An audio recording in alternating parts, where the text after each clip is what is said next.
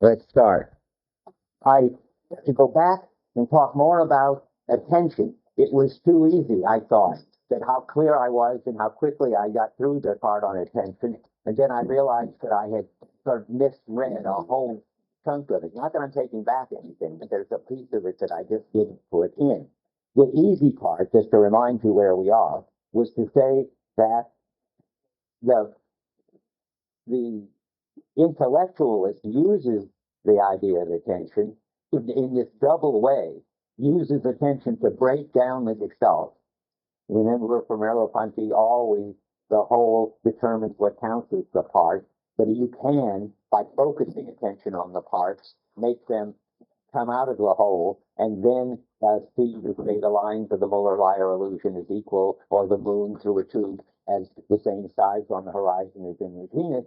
So you could use attention to take apart the whole and find elements, which more or less I suspect correspond to what's on your retina. And where did they come from? They're not elements that were implicit in the whole. He's very clear about that.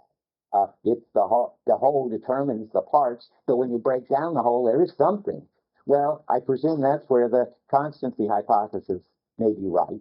That if you take an analytic enough attitude, like a painter or an introspectionist, you can actually see something that roughly corresponds to what you're getting on your sense organs. That's certainly a misleading and wrong-headed way of using attention, unless you're a painter. And it has it wouldn't be misleading just like that, because there's nothing wrong with breaking down the perception and finding these elements. The second half is the ringer that makes it evil, and that is that you think of attention as a searchlight. That is not, as he calls it, being neutral, not adding or taking away anything. And if you, it's just like noticing. When I notice something, I don't do anything to what I notice, at least not in a normal sort of noticing. But this kind of attention, this special kind of isolating, analytic attention, is not neutral. It's not like a searchlight. It doesn't reveal what was already there. I've just been saying that. It produces something new, namely what these elements would look like if they didn't get their whole meaning in the gestalt. So you break down the Muller-Lyer illusion and get two equal lines. But when in your normal perception, you see them as unequal. And it takes a lot of effort. I don't think we could do it. I think you probably have to be a painter or an imperfectionist to at the ends of the Muller-Lyer illusion. You know what I'm talking about. This try to see, of course, I'm not going to draw it fair enough to make it count, but I mean, try to see those ends gone and the lines is equal. Maybe they are, maybe they aren't. Probably they aren't. Don't. I'm not trying to convince you. Anyway, so it's when you think that attention reveals what was there all along that you make the experience error. You take it that what you're seeing is what's there in the determinate world, or you make what's the sensory core error, the same error, just described with different motivations. The sensory core error, you think that what you've got when you've done this analytic kind of reflecting is what was there all along. And then, of course, you ask yourself the question, well, how does experience build up out of these elements, which are what you really see, and the experience of objects, which seem to be wholes, with determining their parts and so forth. Well, then you give an associationist story if you're an empiricist, or you give a intellectual story, which we haven't gotten to. We were just getting there. If you are intellectualist. But now I realize that there's another thing going on. So let me just start with the quote that I just mentioned. So on 32, he's telling you that you know all the ways that you can make a perception break down, and they're all. And then he says, I just want to remind you that Merleau-Ponty often isn't saying what he thinks. He says on about 5 lines down on 32, inattentive perception contains nothing more and indeed nothing other than the attentive kind. That's not his view. That's the neutral searchlight view of attention. That says that when well, and it's put in the language of the intellectualist. The intellectualist thinks that attentive perception, focusing on decontextualizing and focusing on the elements, uh, is real attention. And our ordinary way of being in the world and paying attention to things isn't real attention. That's inattentive attention. So inattentive attention is what we've got when we focus on something and bring out the details of it. We talked about that last time. So you focus on some aspect and make it more of a figure and put something that you were paying attention to into the background. That's ordinary attention. That's inattentive attention from the point of view of the intellectualist who thinks attentive attention is isolating the element from the gestalt, and also thinks inattentive perception contains nothing more and nothing other than the attentive kind, meaning that the everyday kind of attention, which they think of as not real attention, is only what real attention, that is analytic attention, reveals. But that's a weird sentence. I thought I would just try to make sense of it for you. It's saying the same thing I said. But it's using, he's got so many different words and ways of talking about attention in his own words and in the words of the other guys. You do that one more time? Yeah, okay, one more time. But there's everyday attention. That's not what he's talking about. There is, but everyday attention is called by the sensory core people, the analytic people, the intellectualist, inattentive attention. Because the everyday attention isn't paying attention to what the analytic person thinks you should be paying attention to with real attention. What is real attention? It's isolating what you're looking at from the context and breaking down the whole. And then this same person who thinks that everyday attention is what he calls inattentive attention. He thinks that that is really what you see when you pay careful attention, which is analytic attention. And that's just the neutral spotlight idea of attention. So inattentive perception, every day paying attention, contains nothing more and indeed nothing other than the attentive kind. That is, it's always really just what the analytic element finding attention gives you. Only, that's why they call it inattentive. You just don't pay enough attention to notice that. If you really paid attention, you'd see what painters see when they paint, when Monet paints the Cathedral at Rouen at about 5 different times a day and sees it as an entirely different looking something or other with different colors and everything. Or you see it what introspectionist psychologists do. They are really paying attention. But when you are not really paying attention, your experience is nonetheless what they say it is. And they have the right to tell you that you're wrong because they're really paying attention and you are not. You get it yet? So until you get to be able to pay attention like an introspectionist psychologist who can see just the thing and not the context, if you get so you can pay attention to the lines and not the end, you aren't really paying attention. That's why you don't see that. But that's there all along. The sensory core is really your experience of two equal lines with doodly things on the end. And if you pay careful, analytic attention, that's what you see. That's packed in that one funny sentence. That's a way of review. And if you haven't got it, it doesn't matter. I mean, the idea is important. If you take time, you could sort of read, if you could translate that sentence into what I've been saying, if you want to. But the sentence is on 32. I just picked it out as a way to summarize and show you how weird it all is. Inattentive, about 5 lines down. Inattentive perception contains nothing more, indeed nothing other than the attentive kind. I hope that after all I just said, that could be a good exam question and you could answer it. You could explain what that sentence means. It's just a funny condensed way of saying the story we've been saying so far. It's on page 27 for those who have given. Oh, thanks. Good. Okay. Yes, it's good if somebody who has the older version says the other page number. That would be helpful. Sometimes I have the other page number, but I don't know if I had that one. Yeah, I did. Okay. Now, so now attention's not a searchlight. It breaks down the perceptual field. It's not revealing by carefully paying attention what's been there all along.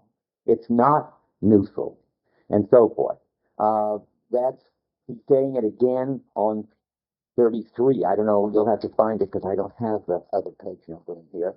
But I wanted to read the end of the paragraph. You can find it because it's right before a new paragraph that begins against this conception. So it says perceptual consciousness is confused with the exact forms of thought. Well, sorry, this exact form. No, it just says again, there's no reason why. Attention creates nothing. But I guess I'm reading it because I want you to realize we're inside that's not Merleau-Ponty's view that attention creates. Yeah, he's talking from within the intellectualist, where perceptual consciousness is confused and so forth, and doesn't get it right. In spite of the intentions of intellectualism, the two doctrines, that is, empiricism and idealism and intellectualism, have this idea in common that attention creates nothing, since a world of impressions in itself or a universe of determining thought are equally independent of the action of the mind. That is, we are just finding out what's there. Okay, that's where we were last time. But now we go on, and very strange things are happening. We ask, well, these are all bad stories about attention. What is attention really? What is its positive function? And I think there are two. And last time I was talking about one of them, and did it, sort of, and that is, it's this enriching function where you sort of zoom in on something and explore it. That's on again. When I sometimes I have the old page numbers, but sometimes I don't. I'm now going to, but now I get worried. I'm not going to try to do it. If you find it, but I want to read where just another version of this enriching talk is in the paragraph that begins, now attention, about halfway down.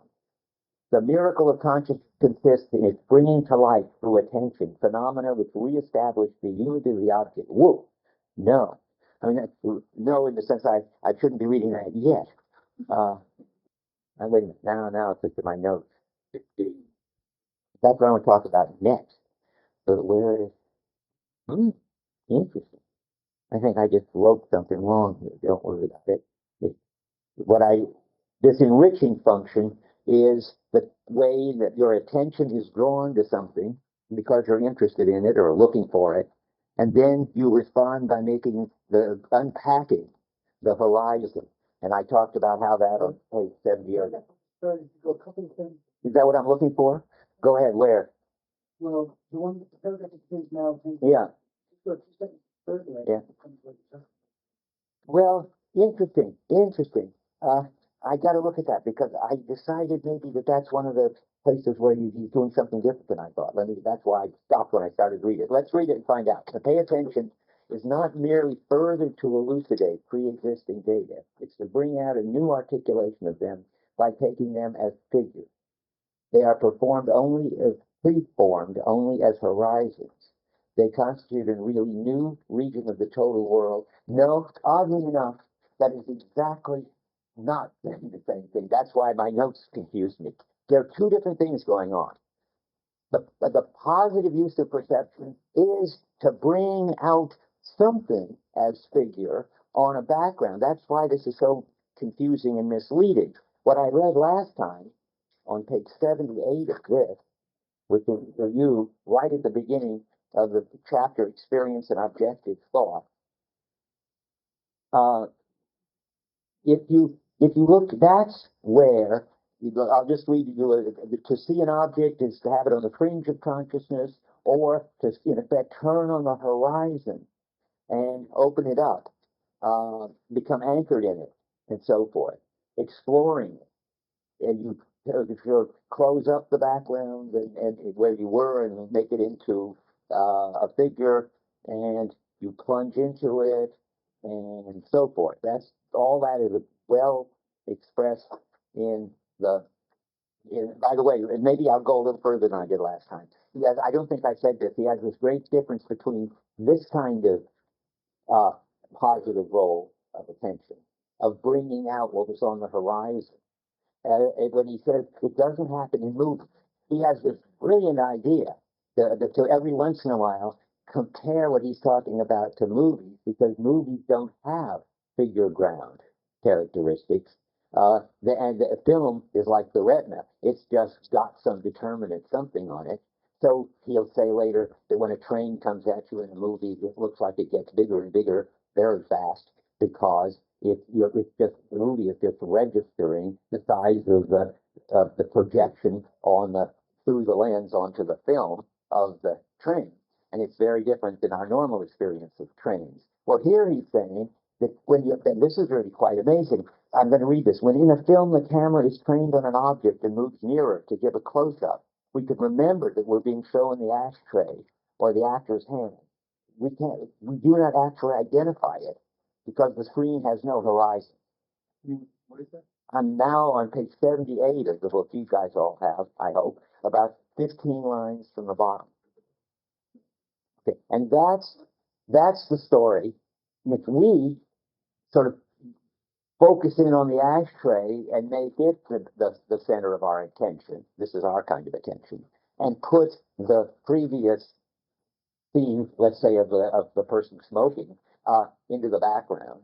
And so we understand that in our, if that happened in our experience, we'd have the ashtray on the margin and we zoom in on it, in the sense of bring it out of the margin into the focus.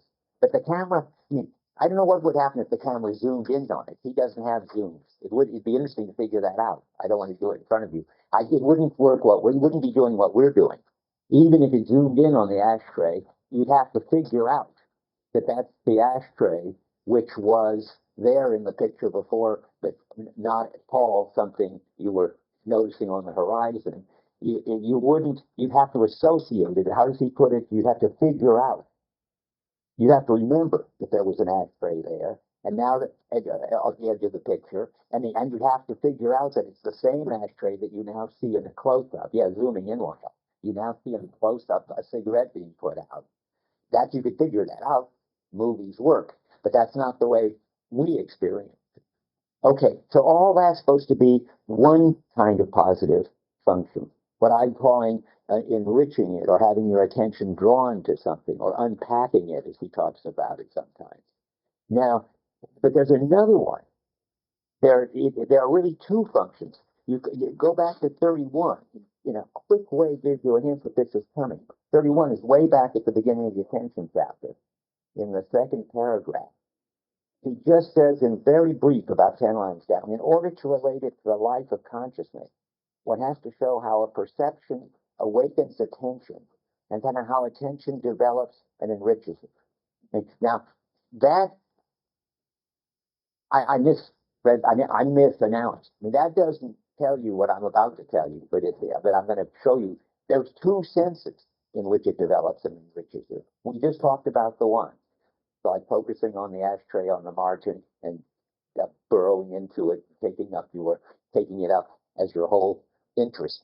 But there's another sense, totally different, of enriching it, which is now what we have to look at. And this is what I hadn't realized ever. That's why I'm spending time on it now, because I started teaching it to myself. It also has, and I'm amazed that he brings this in, because he doesn't develop it and he doesn't prepare you for it. It's got the positive job of opening up the conceptual world, in which we see everything as determinate figures, so that we see determinate objects with properties.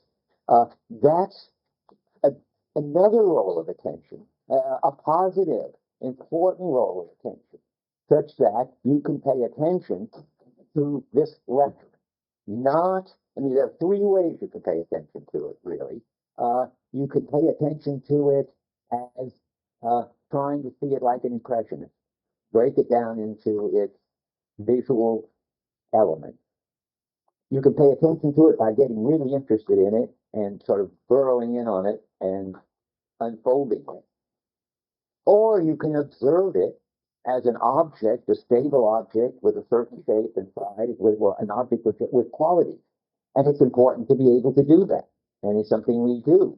And it's something that he has so little to say about that when he does, you don't even notice I didn't. And that's why I want to talk about this for a minute. And maybe it comes up more often in this book than I realize. But right now, I'm on page 33. He's talking about, well, I don't know yet because my notes are so confused because I just was getting used to this. 33, the full paragraph. Against this conception of an inactive subject, the analysis of attention by the psychologist, that's the Gestalt people, acquires the value of a self-discovery, and the criticism of the constancy hypothesis develops into a criticism of the dogmatic belief in the world seen as a reality in itself by empiricists and as the imminent end of knowledge by intellectualists. Attention, first of all, this is the crucial sentence that woke me up. Attention, first of all, presupposes a transformation of the mental field, a new way for consciousness to be present to its objects. Now, I've always thought, breaking down the Gestalt. But no, this is something that is a good way. Attention is the way we have the experience of the presence of stable objects. Now, on that one sentence alone, you could never base a lecture or get very interested. But it goes on for a while. The middle of page 34, the next page. And what he's going to tell you, I have to prepare you because it's always so obscure. Attention here stands for what I call detached observation sometimes. There's really two kinds of detached observation. I said last time, once or two times ago, impressionist painters have it. They have it in this breakdown the whole way. But there's another kind of detached observation I just told you. Just look at the lectern. Look at the stable characteristics it's got. Don't break it down into elementary impressions, but don't get involved in it and cope with it and make it transparent like it is for me, just something supporting papers which I don't even see. Just study it. And that's when you get a certain form of detachment. Really, just objectively paying attention is what he's talking about. And he says it in the middle of the page. The active attention can localize or objectify this invariant factor. Let's say the characteristics. He's got a sort of complicated brain injury case, but I don't want to talk about that. Objectify this invariant factor because it has stepped back. Notice that. That's the interesting thing. It has stepped back from the changes of appearance. Attention, therefore, as a general and formal activity, doesn't exist. There is in each case a certain liberty to be acquired, a certain mental space to make the most of it. It remains to bring to light the object of attention itself. There is literally a question of creation. Boy, lots of strange things are happening here.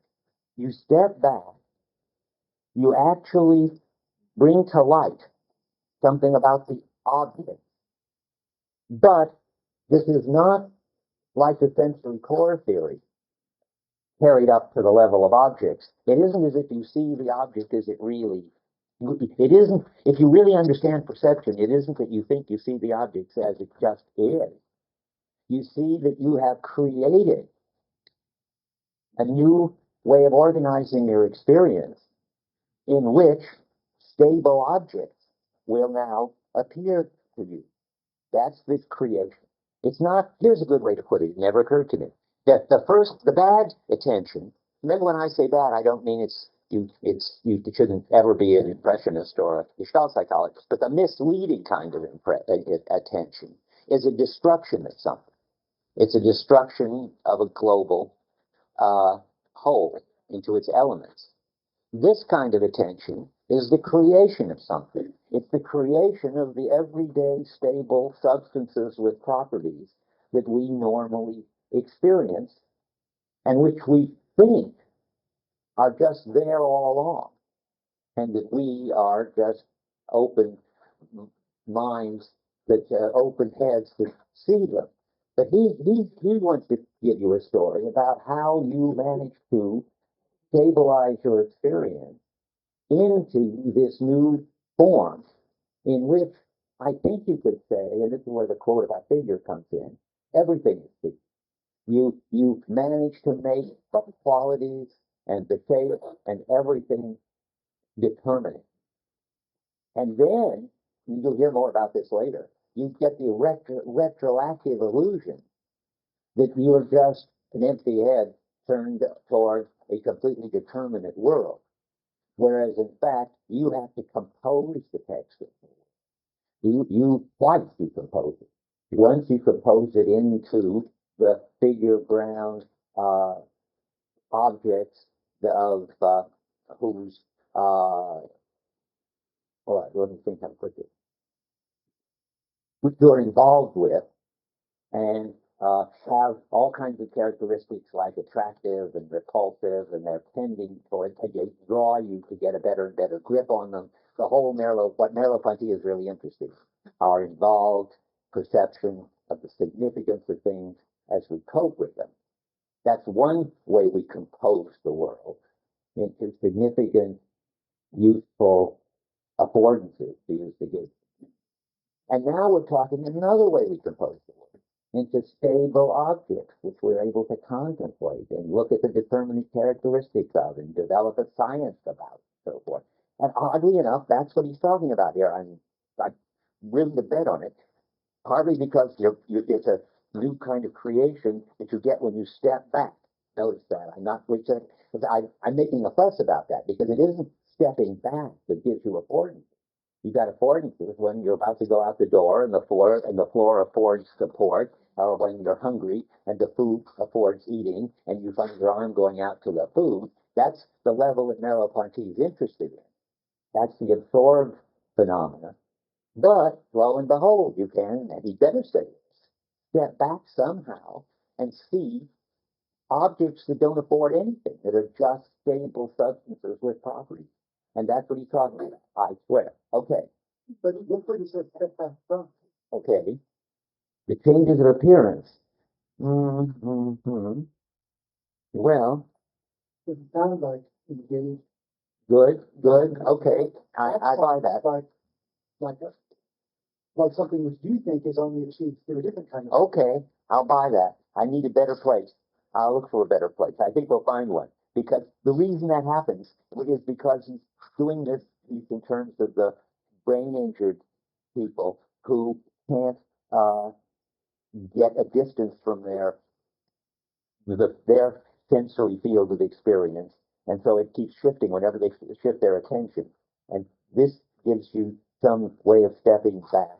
And I guess, let me see if I can find. It even seems like he's saying the opposite. Really? Wow. Tell me. If you go back further into the beginning of that paragraph, yeah. He says, attention, first of all, presupposes the transformation of the mental field, a new way of consciousness is present to its object. But then the example he gives is locating position on his own body. I know, that's what I say. It's misleading, or I think misleading, that he comes in that context. I was trying to take it out of that context. But let's go back to 33. Remember this business now? Wait a minute, I want to say against the inadequate subject. Or 29. You think when you touch in your body, you're engaged like that. Yeah, but this guy, I mean, this is this brain injured person who doesn't have the normal relation. We've got to find a place outside of that.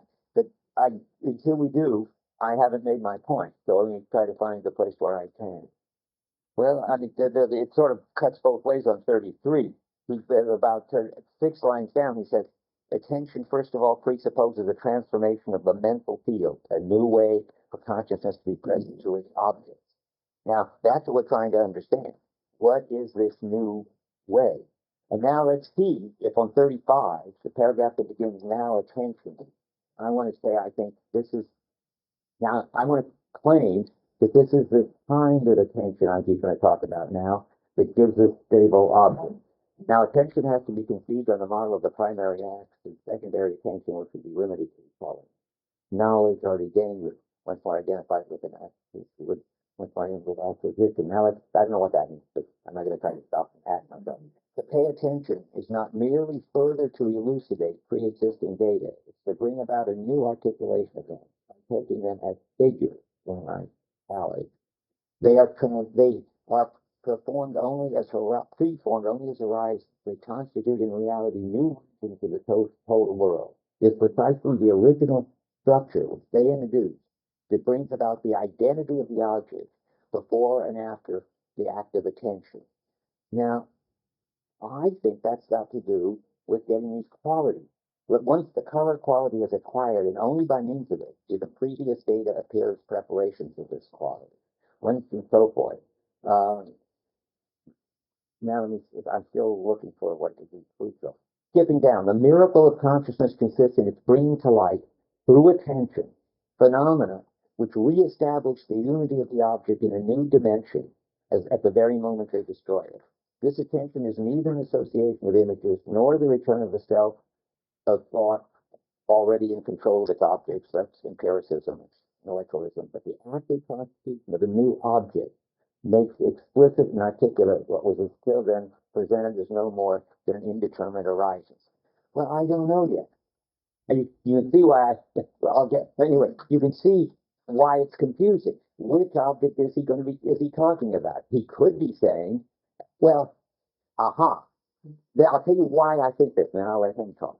See, if you were talking about the kind of objects that you've got when you are responding to affordances, which is, is he talking about how thanks to the way the body works, we can see affordances, floors that we walk on and food that we eat, and it just calls to us and we respond?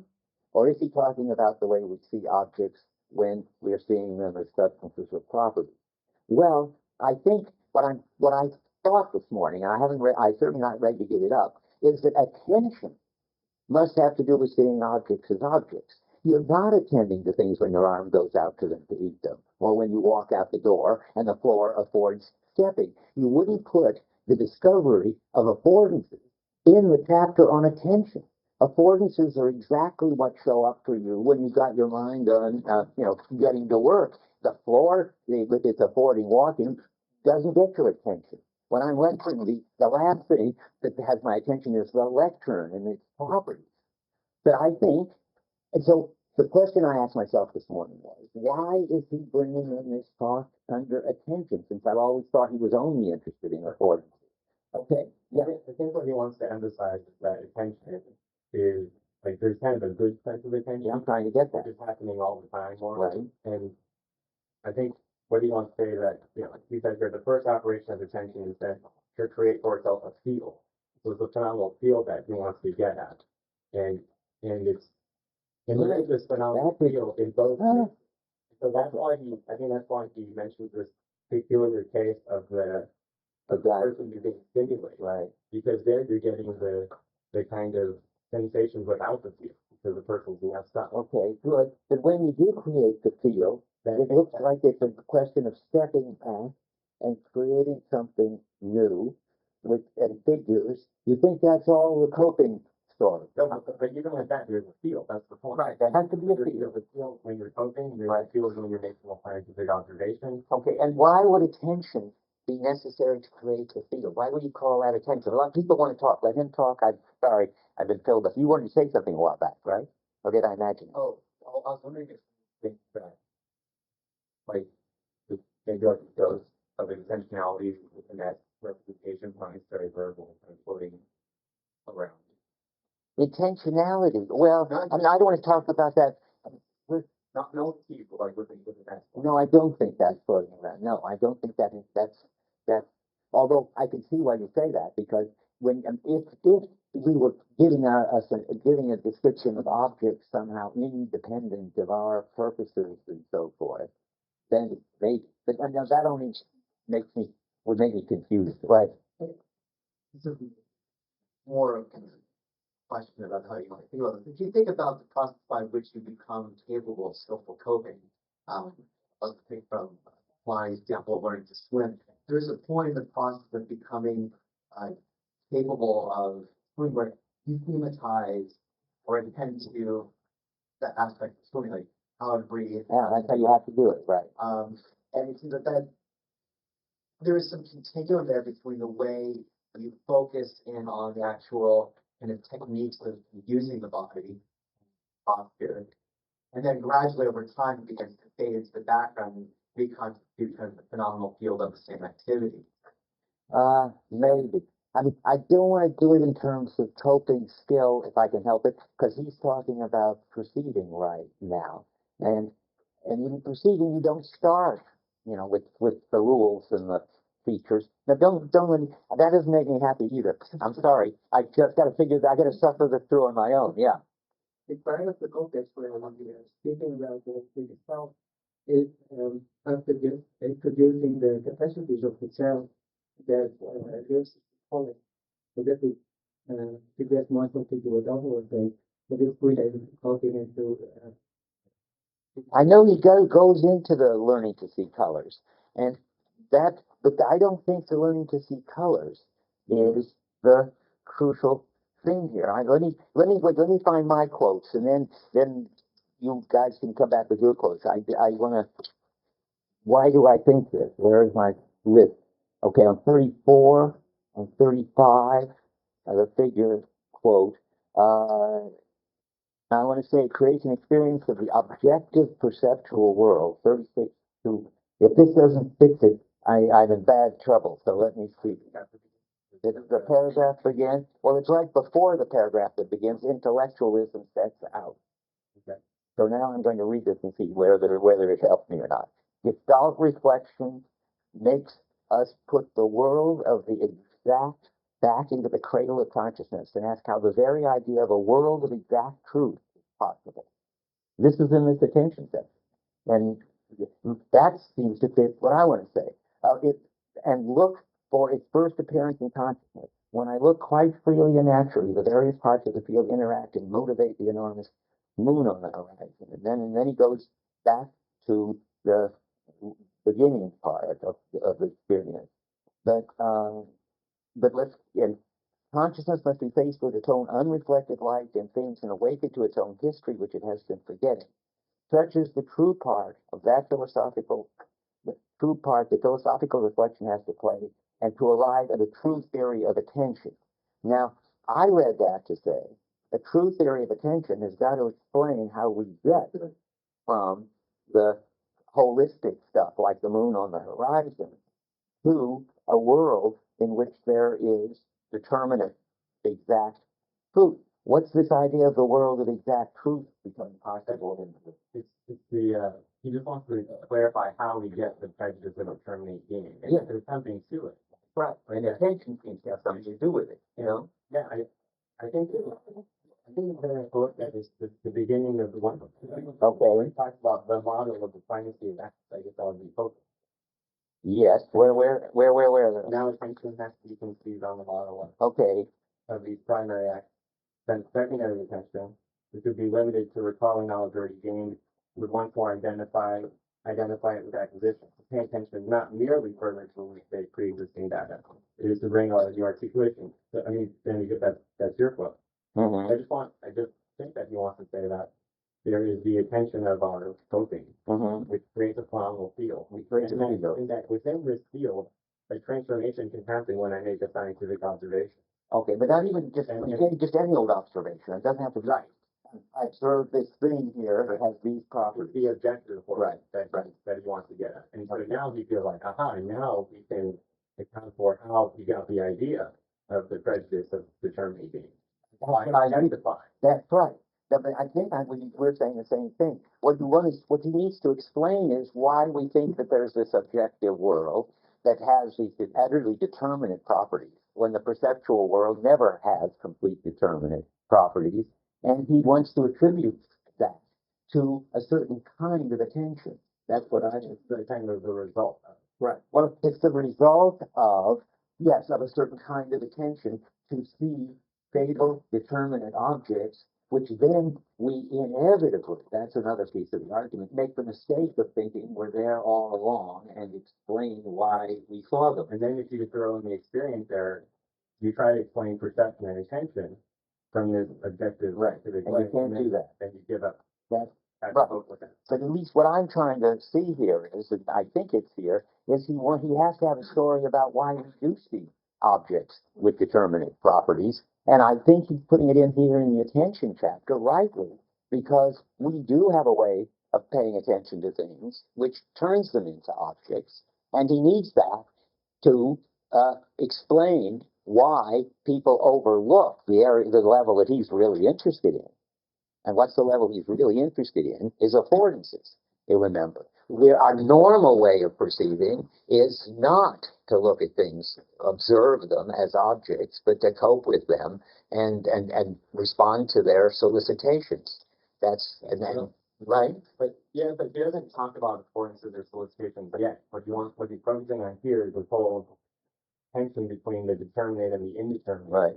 And kind of in perception as a kind of exploration which creates the determinate. Right. And it creates it, now we want to say, in sort of two stages. I mean, the one stage is where the child finally creates the colors, and the next stage is where grown-ups see objects with qualities and secondary properties, I think. Yeah. I think there's also an interesting connection with the criticism of intellectualism and empiricism that kind of comes a little bit earlier, where he says that empiricism cannot see that we need to know what we're looking for, otherwise we wouldn't be looking for it. And intellectualism fails to see that we need to be ignorant. So the idea being that there is something right that they're both sort of going after, which is these stable, determinate objects. But what they don't see is that, as with affordances, something needs to be constituted in a way.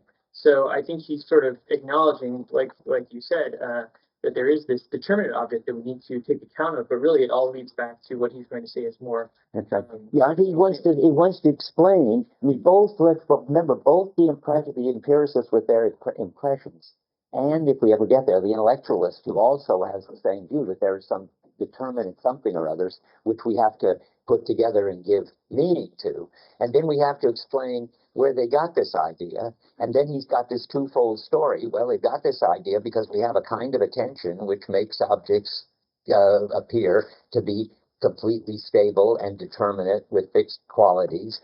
And then because we can do that, we assume that, again, it's the searchlight idea, that when we do that, we assume, well, it's been like that all along, and we're just finally seeing that all there really is, basically, is this world of determinate objects. And now he wants to say, no, that's not how it is. That's something we, quote, created, some better to say composed. It's one of the ways that we can organize one of the ways that our experience organizes itself. By the way, let me say something about that. It's always to be put not in the terms of us, synthesizing it or constituting it or anything like that. It's always on the side of experience. There are two ways that our experience organizes itself. When we're involved, it organizes itself into affordances. And when we take a more detached attitude and step back from our ongoing activity, it organizes itself into substances with properties. And then we read back, this is what you were just saying, as if that was all along their substances with properties, and that's the experience error, and that's leaves you only with two possibilities, the empiricist story or the intellectualist story. How did this stuff that were just substances with properties ever get to be perceptual objects? Don't think about that for a moment. Yeah, let me go on, maybe because I want to cover more. But Al wanted to say something a minute ago. I can Wait till lunch. Okay, let me see now where we are. So there's an objective world, and let me just give my own text. Let me just Yeah. one comment. Okay. I want to just say something that you said. Okay. Not my full comment. Just one comment. No, I think Rick is right. The distinction that matters here is between the determinate and the indeterminate in our experience now, where the contrast between the detached and the engaged is really not in play. And the reason why that matters is so when I give my focused attention to the lecture, the fellow behind it is out of focus. I can turn my attention to him and now he's in focus. When he's in focus, this becomes background. And that's the relevant concept. So there's that sort of creative process of making objects. All along, if you ask me, what am I seeing? I don't think of myself as seeing a blurry room. I think of myself as seeing a perfectly determined room. Yeah, that's what he's going to be most interested in. But that alone wouldn't get you, what if you call it, the world of the completely determinate world of science, of this quote I was reading on 36, the idea of a world of exact truth. You've got to go one step beyond the way you can bring the background out as figure on some background or change it and make that figure background on some other, for some other figure. You've got to be able to go beyond that. And then you can go to the point of just seeing an isolated thing, you know, and in all of its determinants. I just don't want to get stuck on it. One last thing. That explanation is in the right direction, but hasn't gone far enough to explain what Merleau-Ponty is trying to get at. Have I said that, or you saying? Are you suggesting that? Yeah, I'm saying I agree with Alba that the context here and with Rick is to explain how it is that we get the illusion that there is a completely determinate world of impressions or whatever, and the answer's got to be that it's us, or even that's not what I want to say. It's the way experience organizes itself that if we pay attention a certain way, we get determinate objects, and and then it looks like that must have been there all along. That's always the searchlight error. But it's all in the interest of explaining why we've got the problem that empiricists and intellectualists are trying to solve. Now I'm going to go on to the problem that intellectualists and empiricists are trying to solve. I have to go back to the drawing board and see if I can find more evidence for what I'm saying, but I haven't given it up. I just feel you have a right not to be convinced. So now let me skim where I am. Okay, we're ready for judgment, which starts on 37 in this book, and it's the paragraph that begins at the top of 37. Intellectualism set out, it is true to discover. 32. Do you want to explain motivation? I've got motivation. I was going to skip it. Let's see if I want to do it. Is this concept between motive and time? Yeah, I think it's going to come up again later a lot at the end of the chapter. Let's wait till we get there. Because I think we should jump to this, so we won't have any new material on our to think about. Okay, the judgment is going to fill in what sensation lacks to make perception of objects possible. That's in italics in the beginning, and that's pretty straightforward, and that's the whole story. And there's all kinds of variations of it. There has to be some kind of given, some kind of, in Kant language, given to the intuition, that is some kind of passively received, meaningless data, and then the mind, and this is why they're intellectualists, has to put some kind of organization on that. Not, it doesn't just organize by association. It organizes by being brought under, to talk like Kant, categories. That is, but if you want to bring it more sort of down to the lectern, to see the lectern, I've got to see, and then I have a whole complicated, Kant would call it an empirical concept. My teacher, C.I. Lewis, called it a meaning in mind. The meaning of this thing is that if I put books on it, it will support them. If I look at the other side, it'll have another side. If I turn the light up a certain way, the color will change a certain way.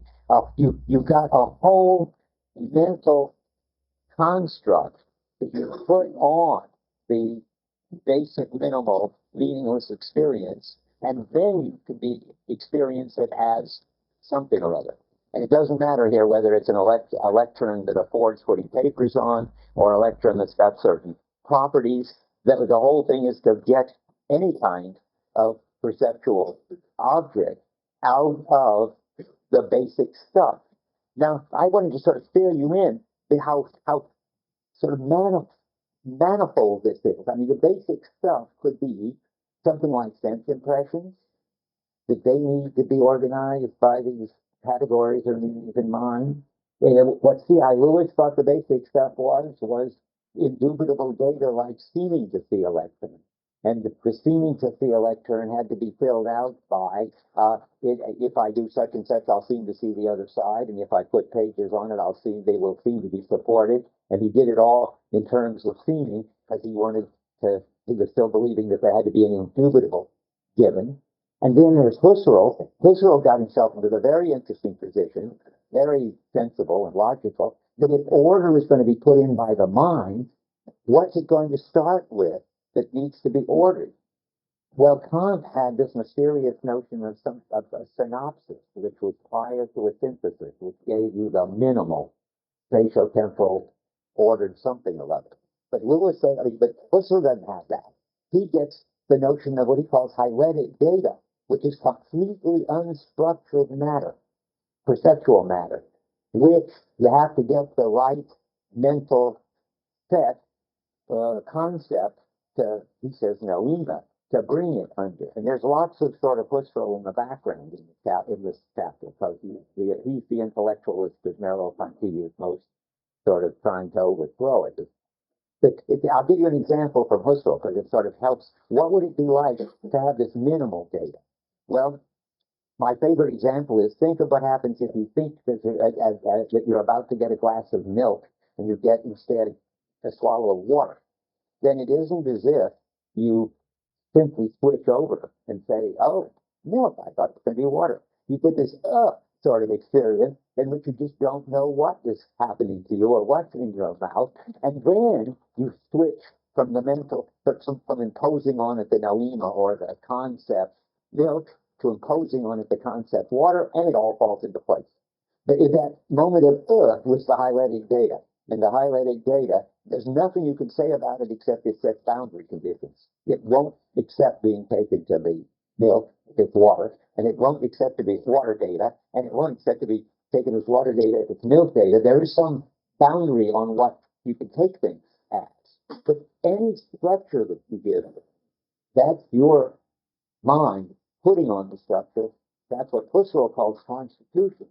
And that's the intellectualist view. I want to say one more thing because I know Alva's concerned about this. The book is very confusing because it uses the word constitution when it's talking about the intellectualist, and then it means imposing the meaning on the matter, whatever you think the matter is. And when Merleau-Ponty uses it, it means the self-organizing of experience.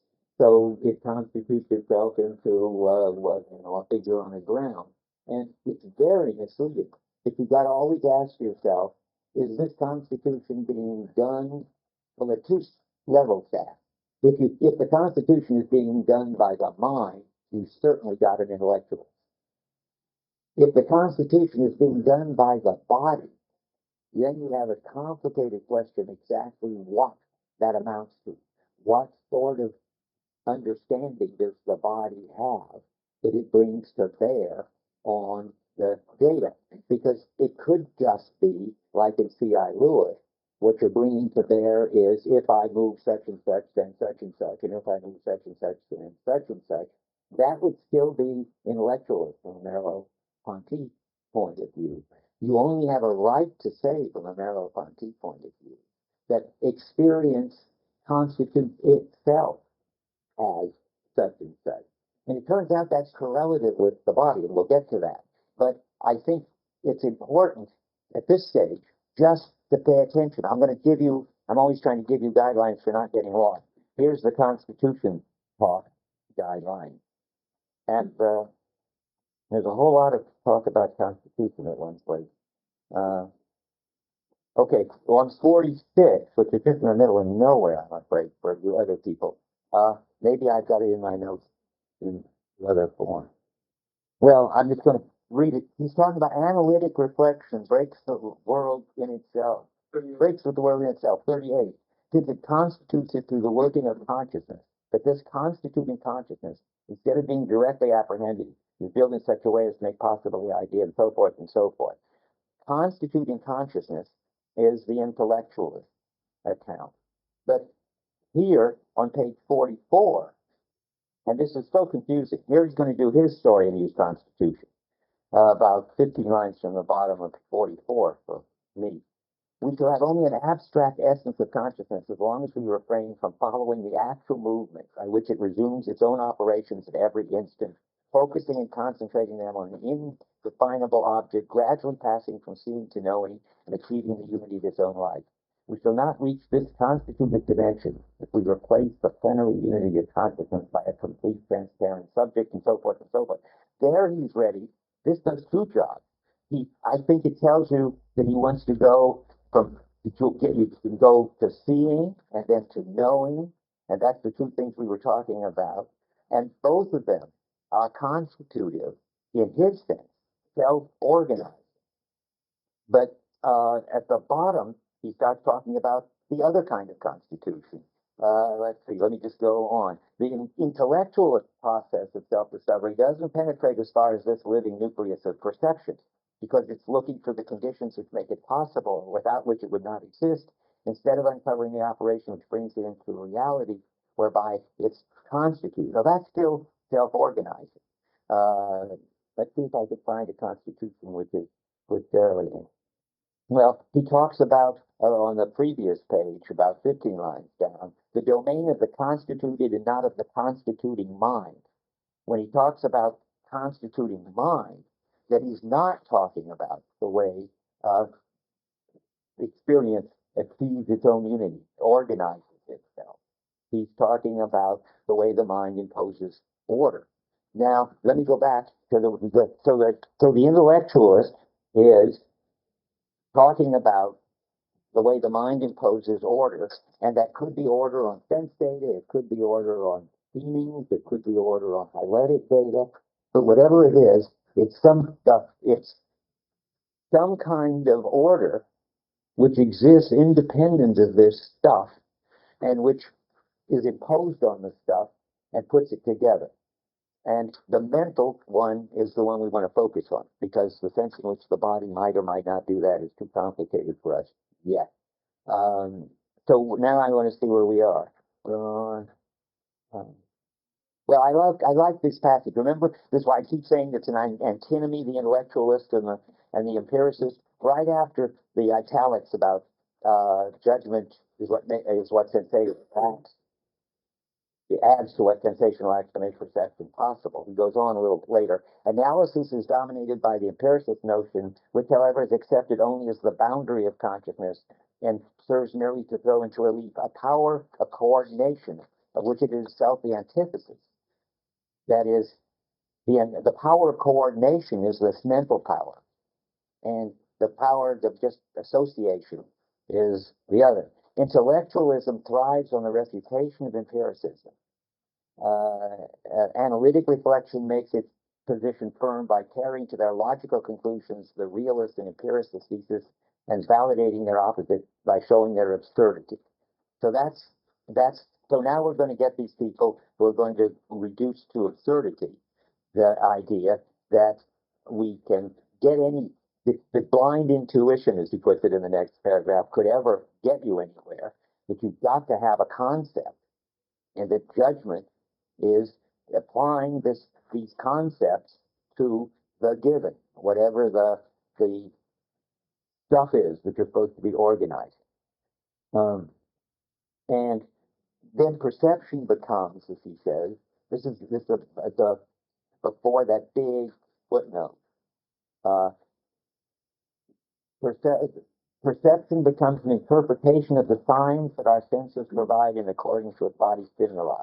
A hypothesis the mind evolves to explain its impressions to itself. And judgment explains the excess of perception over the retinal impression. All of this is just the same point. And another way to put it, we're now down about 15 lines on 39. This is what the intellectualist does.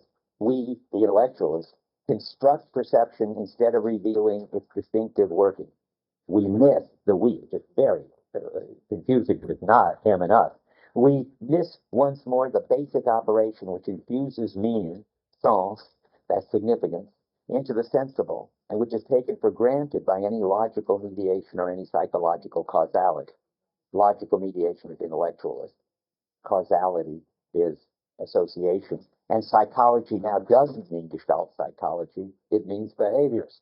Well, whenever you see psychology, you must be getting good at this, I hope. You could have to ask yourself, are these the people who don't understand anything, or are these the Gestaltists who understand it almost completely? So, and now let's see. So something is given and has to be interpreted. And the one other point I want to get across today is the way you have to understand very clearly that for Merleau-Ponty, that getting interpreted doesn't mean having some mental belief or about what's going on. Sorry, no, that was very long. Getting interpreted sounds like there's something about which you have a belief or an interpretation. Merleau-Ponty wants to say it's built into the way things look themselves. What affordances they have. For instance, he's talking at the bottom of 39, at the beginning of the paragraph against a large cardboard box. It's if you look at a large cardboard box, which actually weighs as much as a small one, it will look heavier. You will say that it feels heavier to your hand, and the intellectualism can't say that. And then he's got lots of examples of how that works. And I just wanted to give you sort of my own kind of example, so you have this in mind as you read it. Because the way to see that intellectualism is wrong is to see that intellectualism has to presuppose something which it then interprets, and then you have some kind of meaningful experience. And what Merleau-Ponty wants to say is that it's not an interpretation. Things look different depending on what you are coping with them as, or what. Let me just give you two examples. I mean, he thinks, and I think it's right, that if you look at a house from the front and you think it's a house, it looks thick. And remember, I said this several times already, that you can go in through the front door and so forth. And if you think that it's a facade, it looks flat and like you can't go in through the front door. Now, what I'm adding to that, having said that lots of times, there's no percept, there's no impression, there's no data that stays the same and gets two different interpretations. That's the view that he's trying to refute, and I think that's the clearest way to refute it. He's trying with the box example. There's nothing like the blank interpretation of the box as just a box, and then you interpret it as heavy or light. No, it looks heavy or it looks light.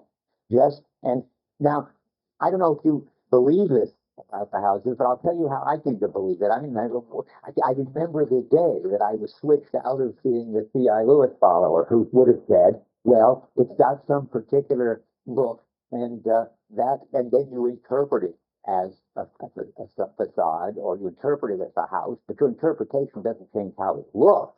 Your interpretation just changes whether you take it to be a facade or a house. Merleau-Ponty wants to say, no, what you take it to be changes how it looks, and that's, in fact, you could say, once you're in sort of in a certain involved way, the way it looks determines what you take it to be. So that when you're on a movie set, all of the things look flat, and you therefore take them to be facades. And when you're on the street, all the things look like houses that you could walk into, so you take them to be houses. How they look. Here's what happened to me. It's sort of a crazy story. I was going down Telegraph Avenue in Berkeley when I first came to Berkeley way back in '68, and I saw what I took to be a beautiful woman in front of me, and I just walked faster to see how she looked from the other side, looking so nice from the back with long hair and all that. And what I found was, when I got around, that this beautiful woman was a man with a beard and a mustache, and it was a shock. And then, that was totally uninteresting, I fell behind again, And now that didn't look anymore like the back of a beautiful woman. That looked like the back of a man. And there wasn't any determinate impression which I had interpreted in two different ways.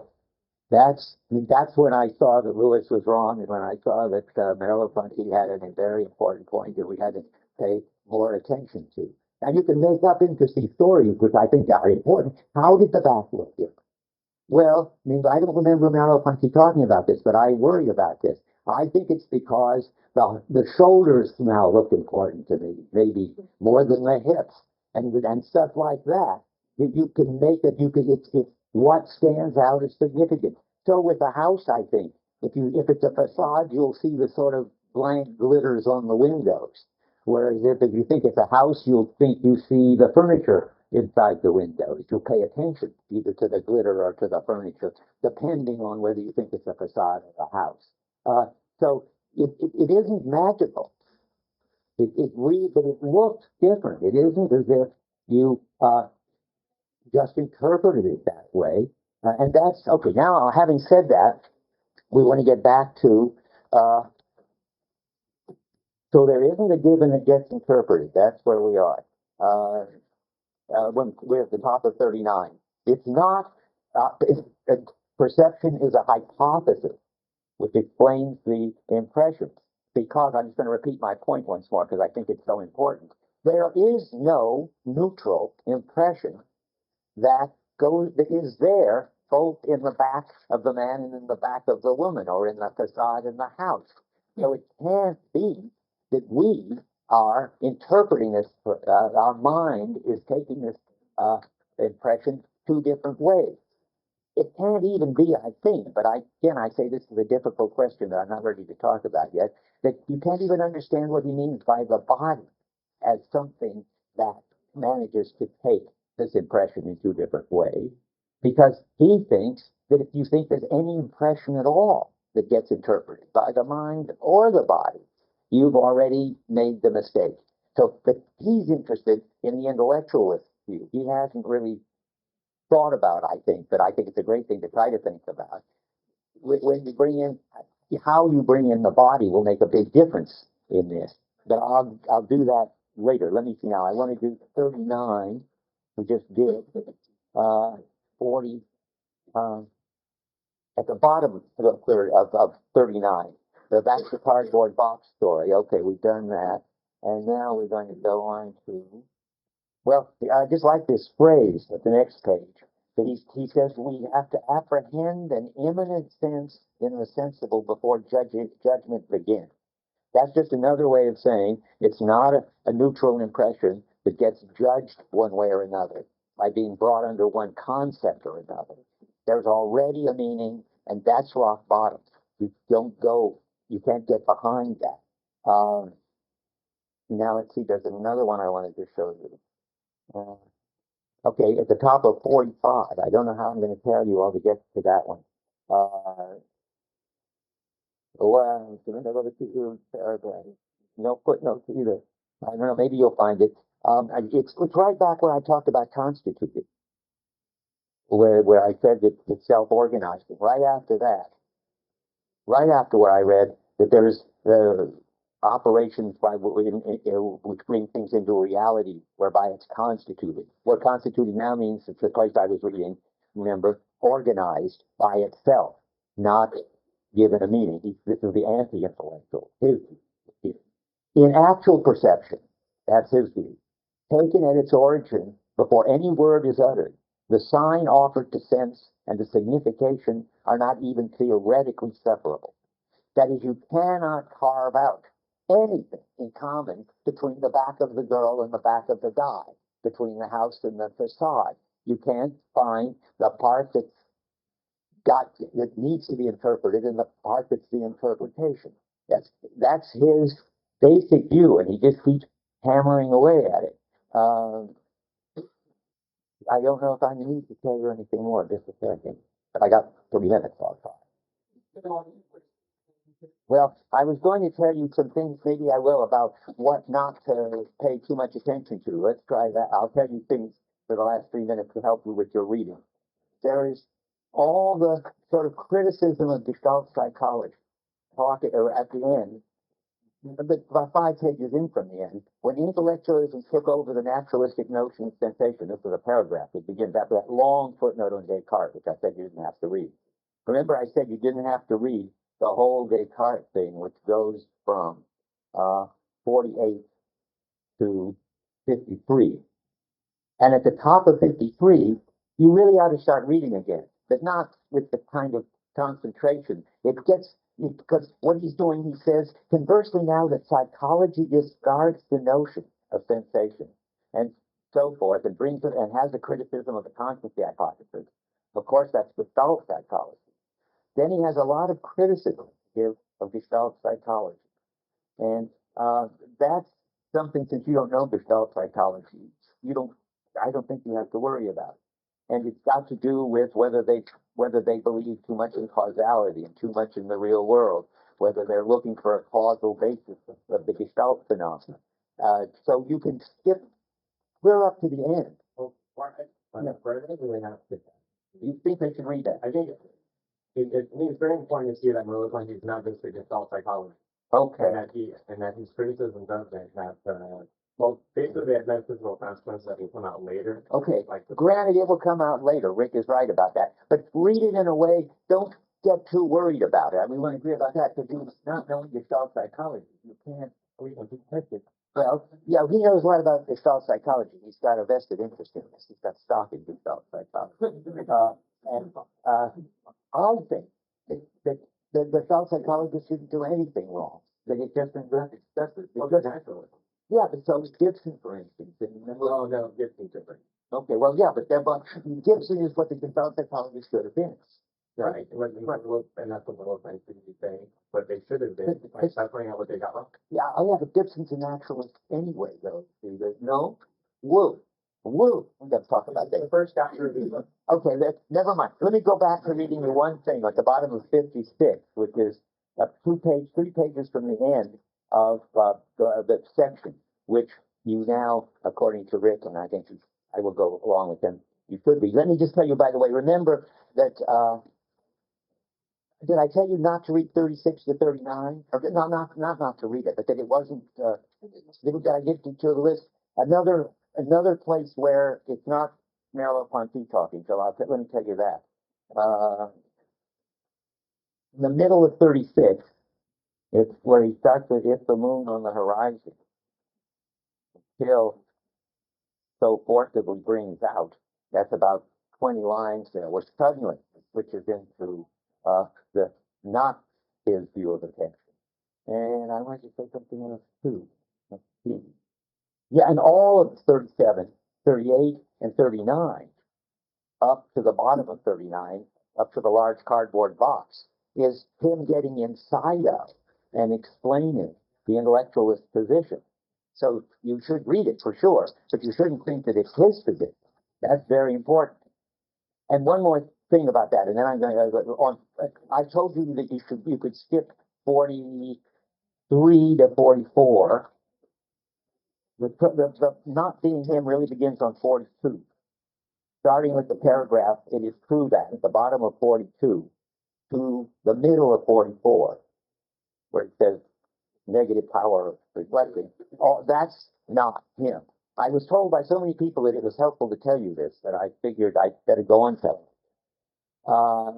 And now, I guess, yeah, time is up. I wanted to do that. And now we're going to go on and do the phenomenal field for